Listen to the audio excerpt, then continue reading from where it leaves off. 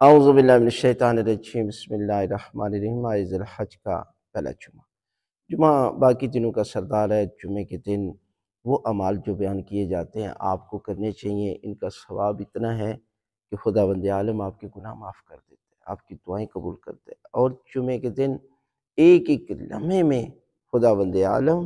لاکھوں انسانوں کو جہنم کی آگ سے آزاد کرتے ہیں، اور فرشتہ ندا دیتا ہے کوئی ہے جو اپنی دعائیں مانگے اور خداوند عالم اس کی دعاؤں کو قبول کرے۔ کسی قسم کی پریشانی ہو، بیماری ہو، اولاد کا مسئلہ ہو، جاب کا مسئلہ ہو، یعنی کوئی بھی مسئلہ ہو، جمعے کے دن جمعے کے اعمال کر کے غسل کر کے یہ کام کریں تو خداوند اس جمعہ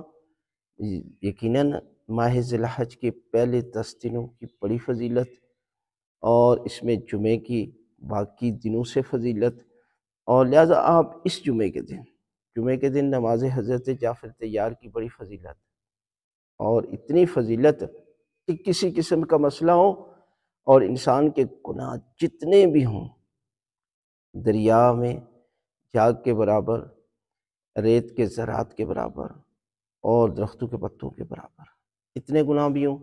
یہ نماز پڑھنے سے گناہ معاف ہو جاتے ہیں۔ اور کسی قسم کی پریشانی ہو یا کوئی بھی مسئلہ حل نہ ہو رہا ہو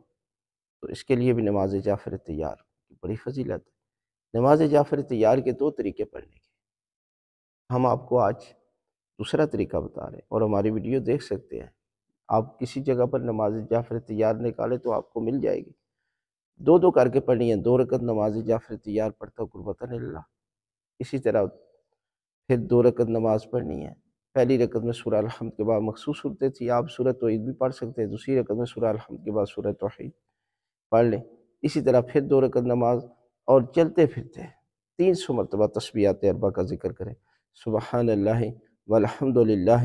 ولا الہ الا اللہ واللہ اکبر۔ ایک تسبیح کا ذکر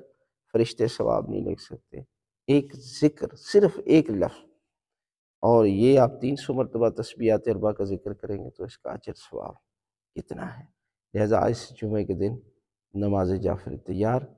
زوال کے قریب غسل کر کے پڑھیں تو اس کی زیادہ فضیلت ہے۔